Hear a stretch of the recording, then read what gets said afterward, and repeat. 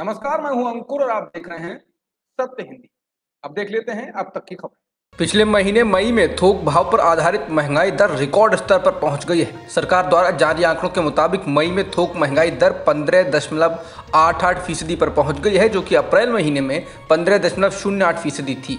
थोक भाव पर आधारित महंगाई दर लगातार 14वें महीने दोहरे अंक में रही है। पिछले साल अप्रैल में ये 10.74% पर था और उसके बाद से ये लगातार दोहरे अंक में है। केंद्र सरकार ने मंगलवार को रक्षा बलों के लिए अग्निपथ भर्ती योजना की घोषणा की। इसके तहत सैनिकों को अब सिर्फ 4 साल के लिए भर्ती किया जाएगा। इसे ज्वाइन करने वाले 25% युवाओं को बाद में रिटेन किया जाएगा, यानी कि आगे भी नौकरी पर रखा जाएगा। यानी 100 में से 25 लोगों को ही पूर्णकालिक सेवा का मौका मिलेगा। रक्षा मंत्री राजनाथ सिंह ने कहा कि इस योजना से रोजगार के अवसर बढ़ेंगे और देश की सुरक्षा मजबूत होगी। इस दौरान navy chief admiral R Hari Kumar ने कहा कि इस योजना के तहत 4 साल के लिए करीब 45,000 युवाओं को भर्ती किया जाएगा। उन्होंने कहा कि सेना के अग्निवीरों में महिलाएं भी शामिल होंगी। अग्निपथ के तहत भर्ती किए गए युवाओं को आगे रिटेन होने के लिए 6 महीने की ट्रेनिंग करनी होगी। इनका वेतन 40,000 रुपए के करीब होगा। अगले 90 दिनों यानी कि 3 महीने के अंदर अग्निपथ योजना के तहत भर्तियां शुरू की जाएंगी। नए अग्निवीरों की उम्र 17.5 साल से 21 साल के बीच होगी। प्रधानमंत्री मोदी ने अब 10 लाख खाली पदों को भरने की घोषणा की है। प्रधानमंत्री कार्यालय ने ट्वीट कर बताया है कि प्रधानमंत्री मोदी ने सभी विभागों और मंत्रालयों में मानव संसाधन की समीक्षा की और अगले 1.5 साल में मिशन के तहत 10 लाख लोगों को नियुक्त करने का आदेश दिया है। पीएम मोदी की इस घोषणा पर बेरोजगारी और रिक्त पदों को लेकर लगातार बोलने वाले बीजेपी सांसद वरुण गांधी ने धन्यवाद दिया। वरुण ने ट्वीट कर कहा कि बेरोजगार युवाओं की पीड़ा एवं मर्म समझने के लिए धन्यवाद प्रधानमंत्री जी। नए रोजगार का सृजन करने के साथ हमें 1 करोड़ से अधिक स्वीकृत परंतु रिक्त पदों को भरने हेतु सार्थक प्रयास करना होगा। हर वर्ष 2 करोड़ रोजगार देने का संकल्प पूरा करने के लिए और तेज गति से कदम बढ़ाने होंगे। श्रीलंका के जिस अधिकारी ने दावा किया था कि प्रधानमंत्री मोदी ने श्रीलंका के राष्ट्रपति से अडानी को बिजली प्रोजेक्ट दिलवाने के लिए दबाव डाला था, अब उसने इस्तीफा दे दिया है। इससे पहले बवाल मचने के बाद अधिकारी अपने बयान से भी पलट गया था। श्रीलंका के ऊर्जा मंत्री ने ट्वीट कर कहा कि मैंने सीईबी के अध्यक्ष श्री एमएमसी फर्डिनेंडो द्वारा भेजे गए इस्तीफे के पत्र को स्वीकार कर लिया है। वाइस चेयरमैन नलिंडा इलांगाकू नए अध्यक्ष सीबी के रूप में कार्यभार संभालेंगे। बता दें, कांग्रेस नेता राहुल गांधी ने भी इस रिपोर्ट के आने के बाद मोदी सरकार को घेरा और कहा कि बीजेपी की उद्योगपतियों को फायदा पहुंचाने की नीति अब सरहद पार कर श्रीलंका तक पहुंच गई है।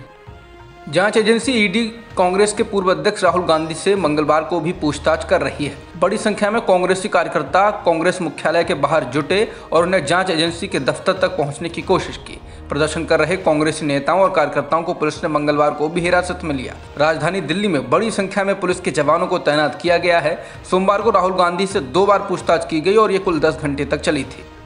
कांग्रेस सांसद राहुल गांधी की ईडी के सामने पेशी को लेकर पार्टी के नेता और कार्यकर्ताओं ने दिल्ली में एक बार फिर जोरदार प्रदर्शन किया है। दिल्ली पुलिस ने कार्रवाई करते हुए कांग्रेस के तमाम बड़े नेताओं को मंगलवार को भी हिरासत में ले लिया। इन नेताओं में केसी वेणुगोपाल, भूपेश बघेल, हरीश रावत, अधीर रंजन चौधरी, गौरव गोगोई, दीपेंद्र सिंह हुड्डा, रंजीत रंजन, इमरान प्रताप गढ़ी आदि शामिल हैं। इससे पहले राहुल गांधी ईडी के दफ्तर पहुंचे। राहुल के साथ ईडी के दफ्तर तक कांग्रेस की महासचिव प्रियंका गांधी वाड्रा सहित तमाम नेता आए।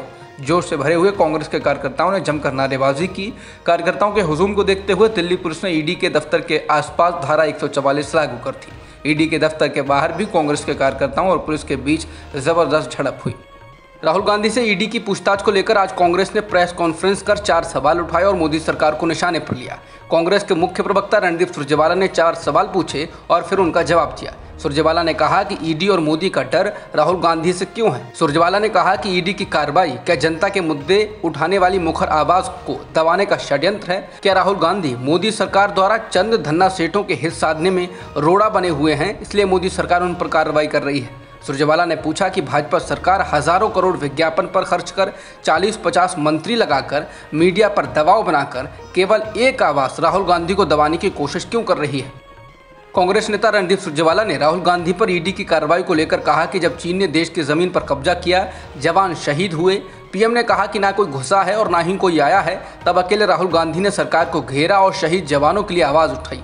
और 2 साल बाद भी चीन को मोदी सरकार खदेड़ नहीं पाई है, इसलिए राहुल गांधी से परेशानी है।